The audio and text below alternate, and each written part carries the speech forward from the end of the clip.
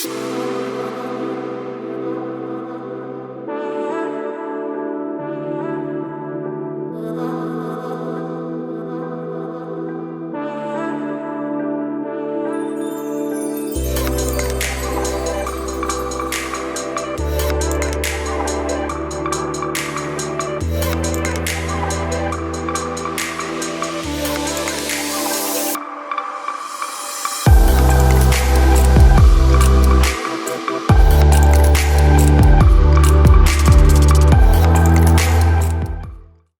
yogis.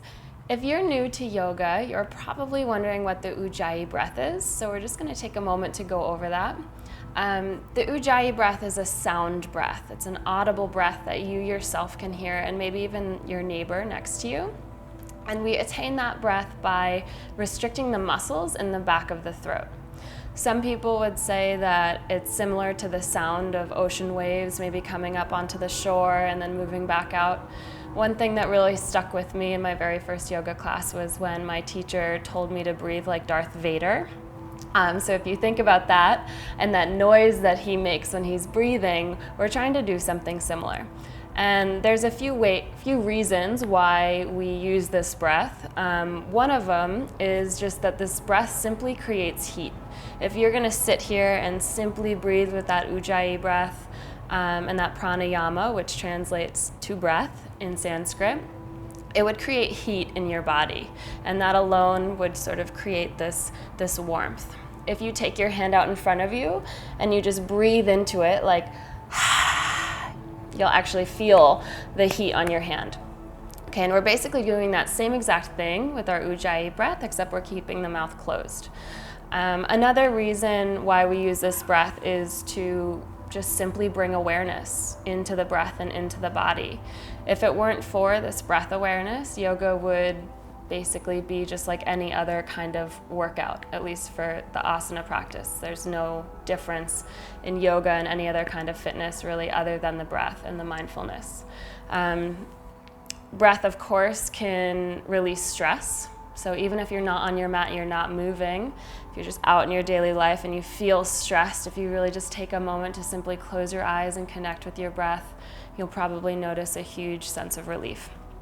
So let's go ahead and go over this breath. One more thing is that we tend to, as most humans, breathe into our chest. Normally we're really shallow breathers, but if you think about breathing into a balloon, for example, it's similar to what's happening in your lungs. So when you inhale, you're actually filling up your lungs and your stomach should actually press out. And when you exhale and you empty the lungs and contract the abdomen, you'll actually draw your belly back in. Okay, so as we practice this Ujjayi breath, I'd like you to put your right hand on your belly and your left hand on your heart. And just take a moment to close your eyes. And let's all take a big breath in and then try to find that sort of Darth Vader sounding exhale.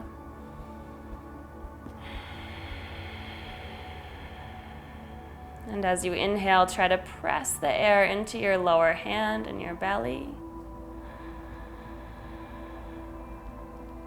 And as you exhale, try to exhale completely, finding a slight engagement at the bottom of the abdomen, at the bottom of the breath.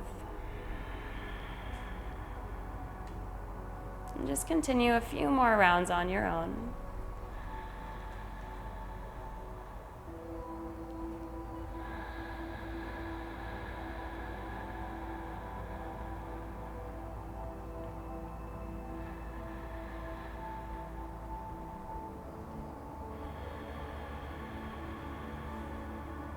And see if you can just try to make the transitions between the inhales and the exhales a little bit smoother. Just rounding out the corners of your breath and finding fluidity and grace.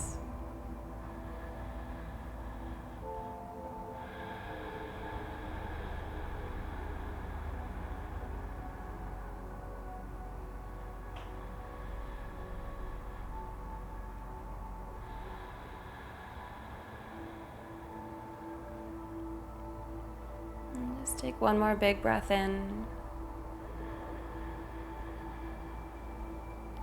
Big breath out. Slowly release your hands and just blink your eyes open. So that's something for you to practice, and that's something that your teachers in yoga are going to ask you to engage during your asana practice. And like I said, there's several different reasons. One that I forgot to mention is the fact that when you get into harder poses or even just like a really deep stretch, sometimes we tense up.